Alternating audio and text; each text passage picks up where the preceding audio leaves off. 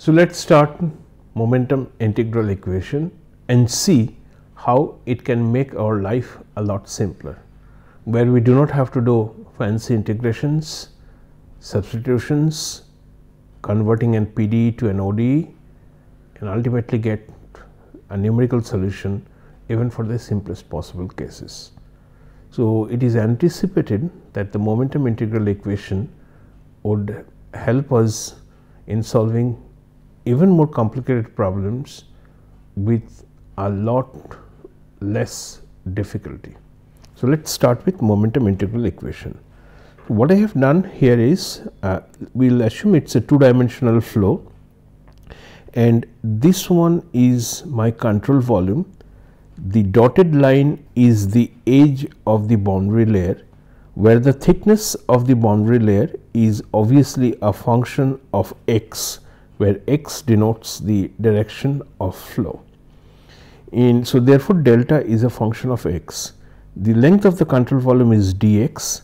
The width of the control volume, that is a direction perpendicular to the figure, is dz, and I have the control volume defined as A, B, C, D, and the objective of all this thing is to obtain delta as a function of x. So this remains to be my objective, but whether or not we can express delta as a function of x. So to do that, we first start with the continuity equation that we have derived, which simply tells me that this would be the form of the continuity equation, and the moment we assume that it is a steady two-dimensional flow, if it is a steady flow, then the first term on the right hand side would simply be equal to 0. So the continuity equation for a steady flow would take the form as Cs integration over the control surface rho v dot dA to be equal to 0. Now this, for a control volume which is defined by control surfaces, we simply can say that m dot AB plus m dot BC plus m dot CD plus m dot AD would be equal to 0. So the mass flow rate through the surface AB, through the surface BC, through the surface CD and through the surface AD would be equal to 0.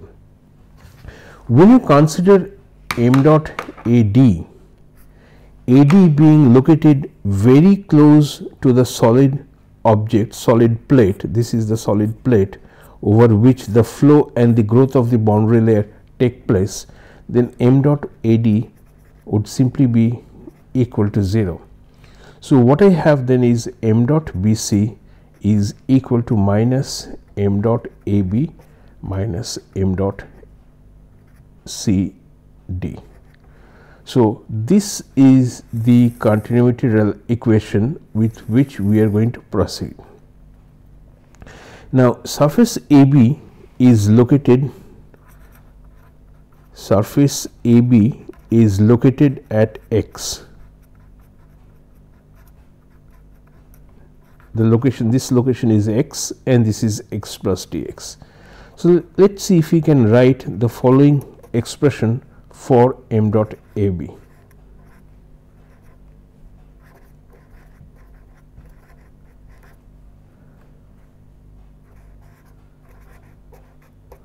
Okay. Forget about this right now. M dot AB is the amount of mass of the fluid which comes into the control volume through the surface AB. So rho Vx dy, if I integrate from 0 to delta, this term gives me the amount of mass which enters through the control surface AB, and when I multiply this with dz, where dz is the depth of the field, then this entire thing gives me the amount of mass which enters through the surface, enters to the control volume through surface AB. One more time, Vx, because we understand that rho v dA integration over the area A would give us the mass flow rate that comes in to the control volume. In this case, dA is simply dy times dz. So, dy times dz is the dA. The velocity in this case, which contributes to the x, which contributes to the amount of mass which enters, is Vx.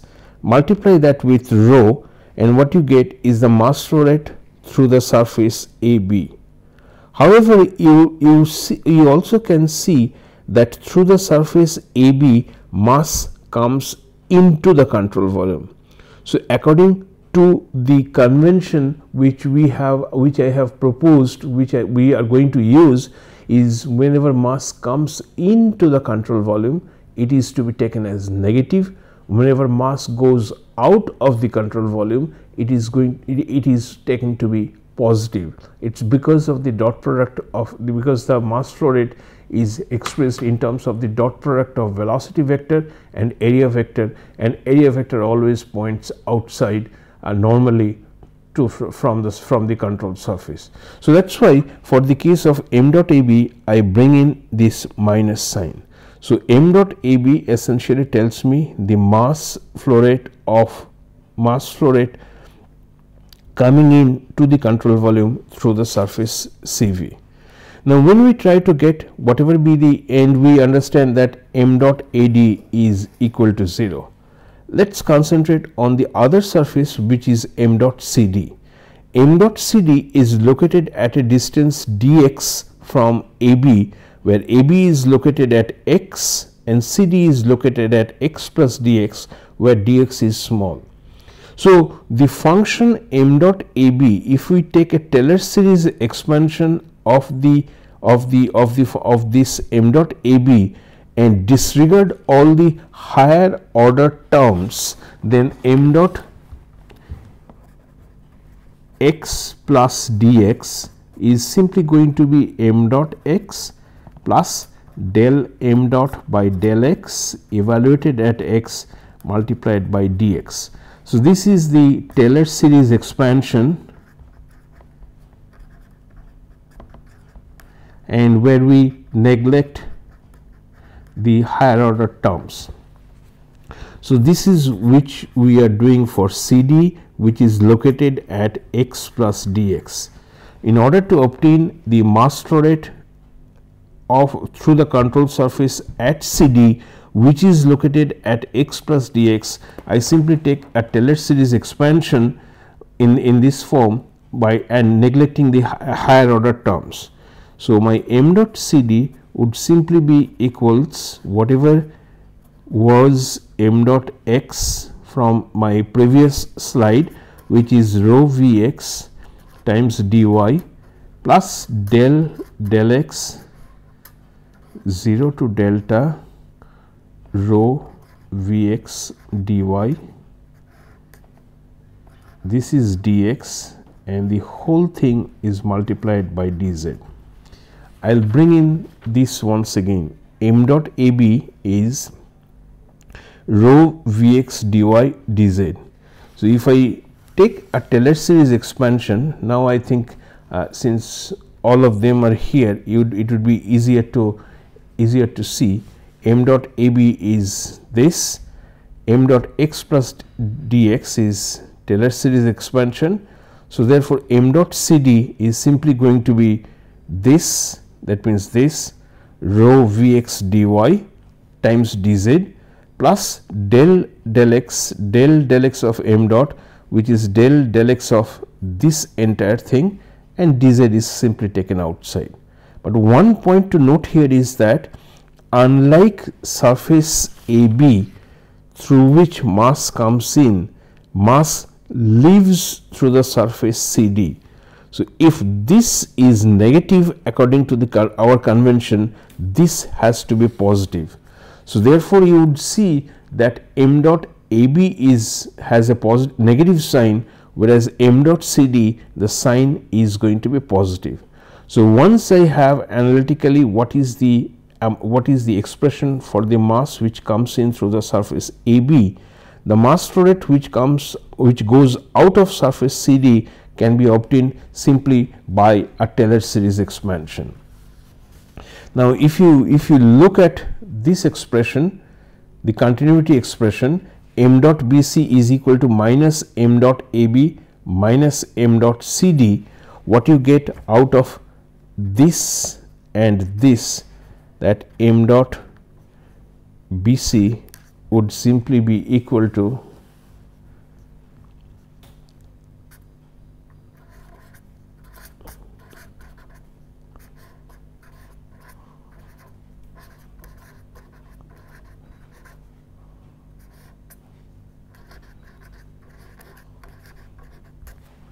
so m dot, I think everything fits in here. First of all, continuity gives me the expression for m dot BC in terms of m dot AB and m dot CD. We know what is m dot AB, we know what is m dot CD. So, m dot BC is simply this, and this term will cancel, and what I have then is del x of this entire thing with a minus sign because it is minus of m dot CD. So, this is the third mass flow rate to the control volume that we are going to use. So, I have an expression for m dot AB, I have an expression for m dot CD, and I have an expression for m dot PC. All, and nothing goes in to the control volume through the surface AD. So, through all these three surfaces AB, BC and CD, I now know what is the mass which comes in through each of them. Whenever mass comes in to the control volume, due to its velocity, it will carry some momentum along with it. So, the next step would be to write the momentum equation utilizing the expressions of the mass flow rate that we already have. So, we will keep in mind what are the expressions for AB, CD and BC and try to project them to the momentum flow into the control volume. So, the next step after the use of continuity equation is the use of the momentum equation, and the momentum equation simply tells me, since it is a steady state case, therefore, the second term on the right hand side of the momentum equation is 0. So, Fsx plus Fbx is going to be equal to the net efflux of momentum to the control volume because of flow through 3 surfaces, not 4, since m dot AD is 0 because of 3 surfaces. So, it is in steady flow. Now, since if we assume that, let us say, the effect of body forces are important.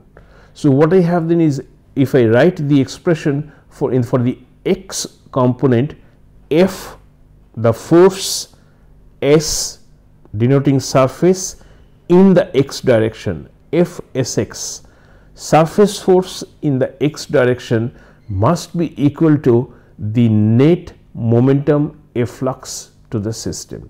So, that is going to be the reduced form of the equation of the equation of motion for this specific case, and we are assuming that it is a steady case, steady flow, and the effect of body forces are important. So, Fbx is going to be 0 and the second term of the right hand side would be 0.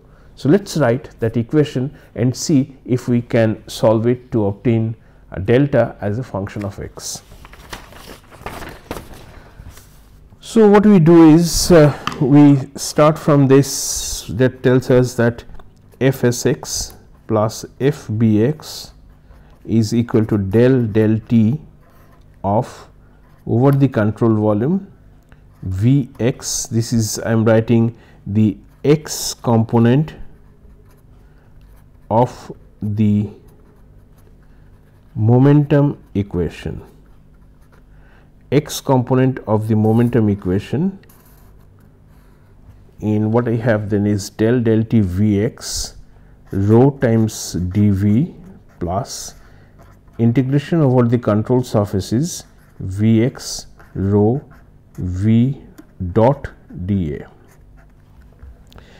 If Bx is 0, since we have assumed that the effect of body forces are important, this is 0 since we have assumed that it is a steady state. So, no body force and steady state would simply give me Fsx is the sum of this, which are nothing but the momentum inflow, the net inflow, or rather the efflux of momentum through the controlled surfaces. So, what we then have, if we denote the momentum as mf through the surface AB plus mf through the surface BC plus mf through the surface CD. We understand that there is no flow of momentum mf AD is 0 since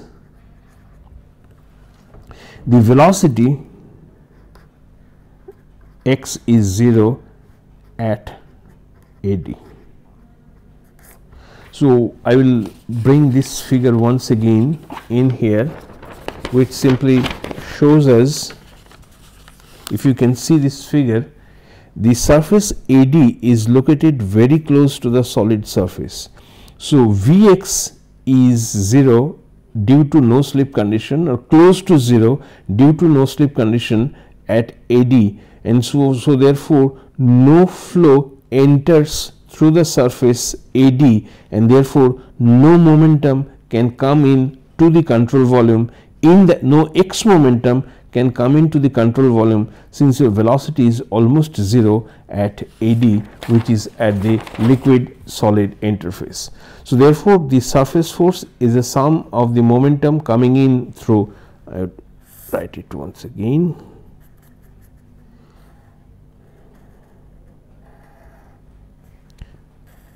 So, this is A, B, C, D, M A D is 0, and this is what it is.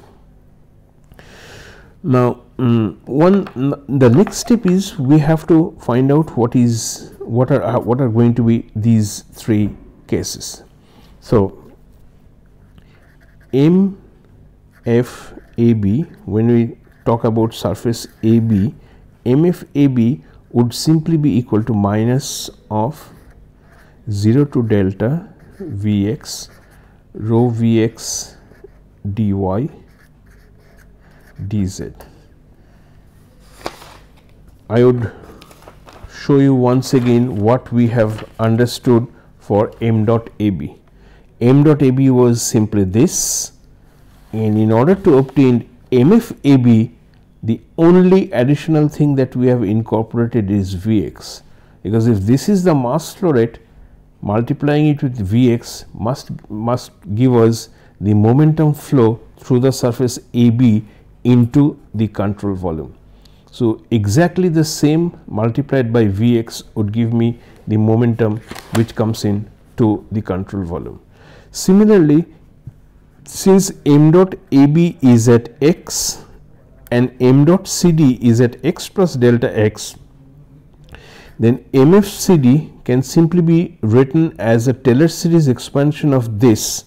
So, this is going to be MF AB plus del x of MF AB multiplied by dx.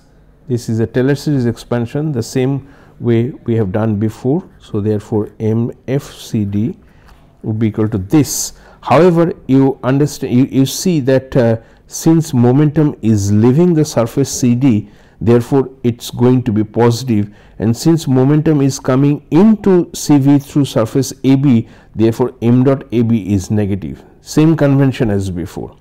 So, m dot CD would simply be equals 0 to delta, the same thing, Vx rho Vx dy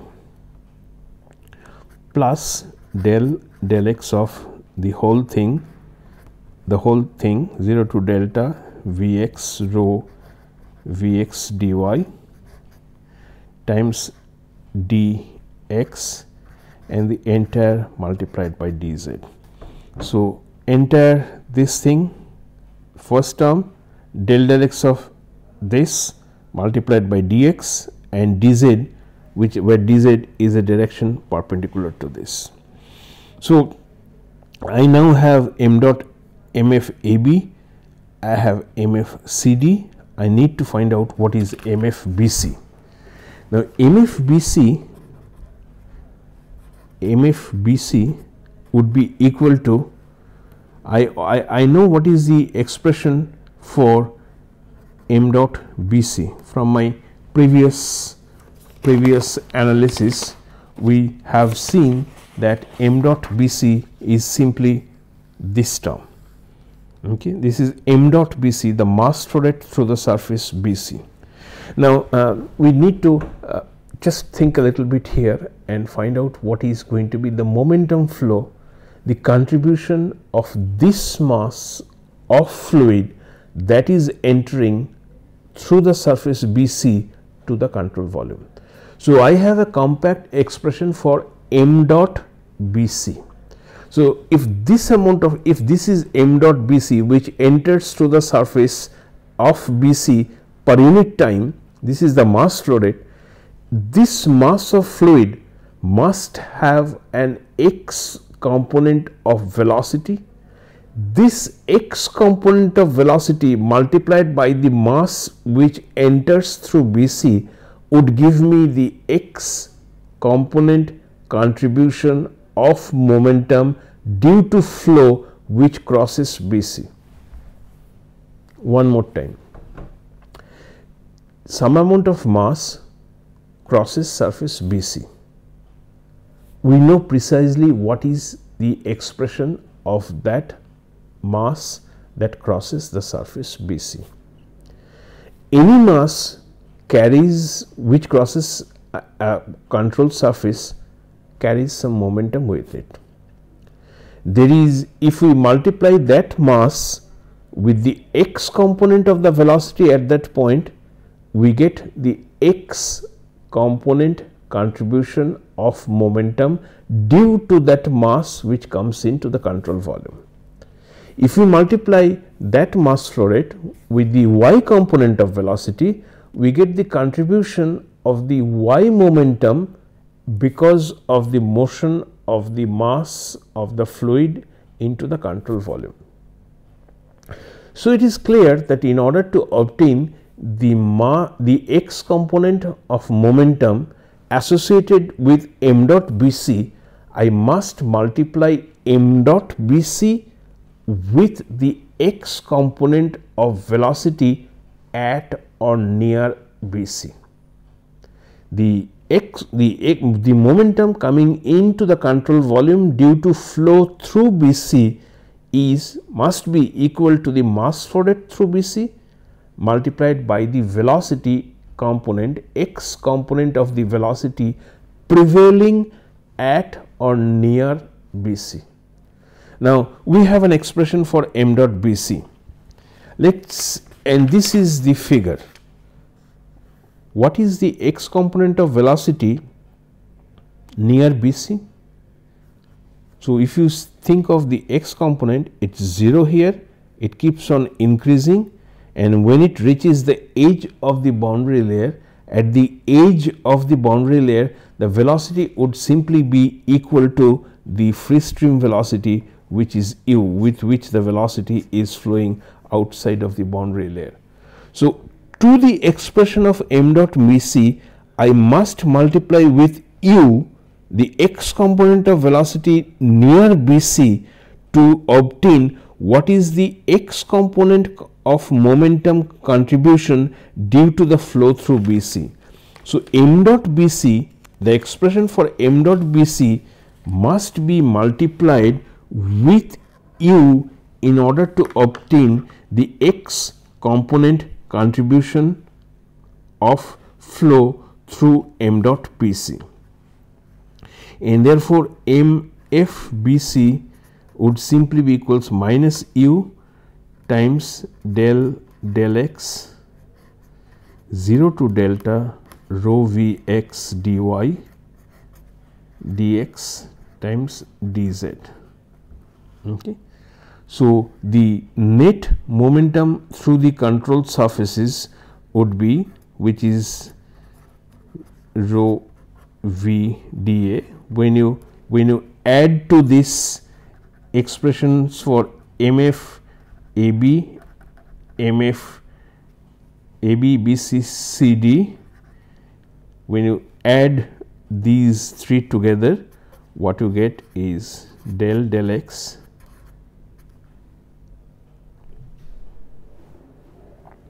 Vx rho Vx.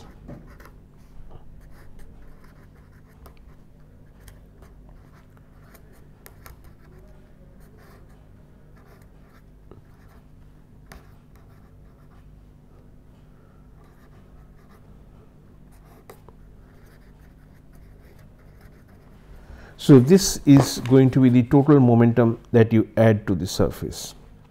Now, let us think of what are the surface forces on CV in the x direction.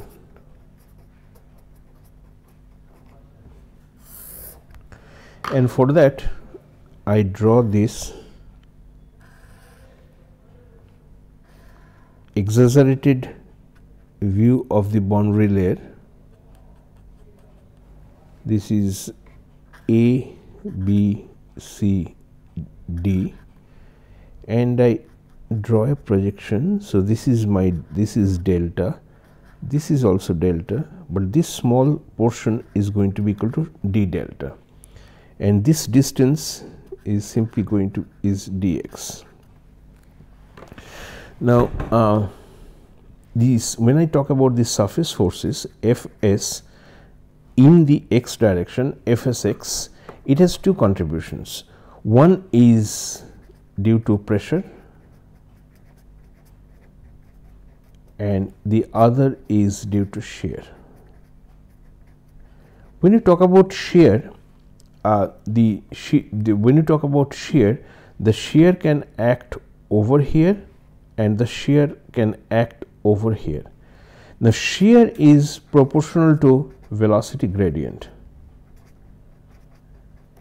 Since shear is proportional to velocity gradient, the velocity gradient near the edge of the boundary layer is essentially 0, because at or near the boundary layer edge, the velocity asymptotically merges with the free stream velocity. So, dvx dy at y equals delta is extremely small, theoretically speaking it is 0. So, on surface BC there cannot be any shear force. However, the same is not true for the surface AD, which is located very close to the solid liquid interface, where there can be substantial velocity gradient. The side two surfaces being normal to the x direction, they do not contribute to any shear force. The bottom surface definitely has a shear force. The top surface does not have a shear force, since the velocity gradient over there approaches 0. So, when we talk about the shear force, we only need to consider surface AD, we do not need to consider surface BC. However, the side two surfaces will play an important role in terms of the other surface force present, which is pressure. So, you have some pressure over here, let us say this is P, and a pressure P plus dP over here. So, the pressure forces on these two sides are going to be different. On the other hand, the top surface is not a flat surface, it is a curved surface. So, the projection of this curved surface on the right hand side, which is denoted by d delta, if you look at the figure over here, the pressure over here is P, which is a function of x. The pressure over here is Px plus dP dx times dx. So, on one side I have a pressure Px, on the other side, on the other surface CD, the pressure is going to be equal to P plus dP dx. So I have to think of what is the surface force on surface AB, which is surface AB has only pressure. So FAB, which is a surface force, must be equal to P, delta is the thickness at this point, times dz, where dz is a direction perpendicular to this. So the force on surface AB is principally due to pressure, which can be expressed as the local value of pressure multiplied by the local value of the boundary layer thickness and the depth of the flow field. What is going to be at the surface CD? On surface CD, FCD would simply, the pressure is going to be P plus dP dx multiplied by dx, and delta has also changed, delta has become delta plus d delta, and dz will remain unchanged. So delta plus d delta is the new thickness of delta at this point, and the new pressure at CD is the Taylor series expansion of pressure. What is going to be BC? BC must be equal to whatever be the average pressure acting on BC multiplied by the projected area, and the projected area is simply d delta dz. So I would quickly draw this figure one more time.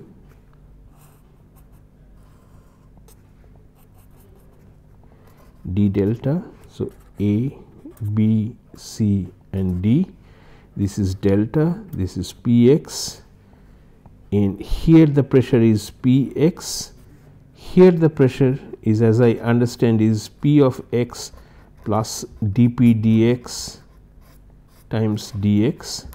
So the pressure on BC is the average of these two. So the pressure on BC, average pressure, should be equal to Px plus half of dP dx times dx. The arithmetic average of these two pressures on BC, and the area on which this pressure is acting in order to obtain a component in the x direction is d delta dz.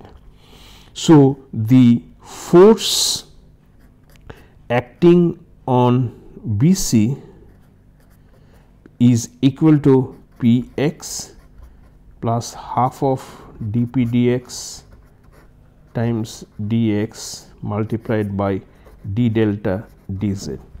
So think about this as the force on BC is the average pressure multiplied by the projected area of BC in the x direction. This is the x direction.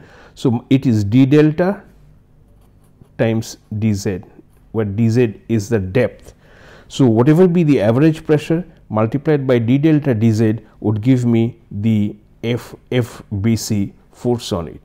The only thing which is remaining is F force on AD, and we understand that force on AD is equal to, is a shear force only, it's a shear force only multiplied by the area, and the area is dx times dz. Why tau? What is tau w? Tau w is the wall shear stress. If tau w is the wall shear stress,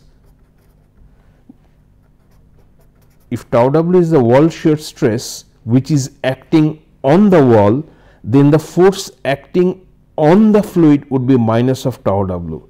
Tau w is the wall shear stress acting on the wall. So the force on the control volume of fluid would simply be equals minus tau w, and no pressure force acting on FAD. So what we have done is we have identified, I'll do the rest in the next segment. We have identified the forces on AB, BC, CD and AD. We realize that on AB, BC and CD, forces due to pressure act. On surface AD, there is no force due to pressure, but there is force due to shear. There is no shear force at at BC, since the gradient goes to 0, velocity gradient goes to 0 due to shear. And we have, so that means we have identified what is going to be the left hand side of the momentum equation, and the right hand side we have already evaluated. I will do it again in the next part of the class.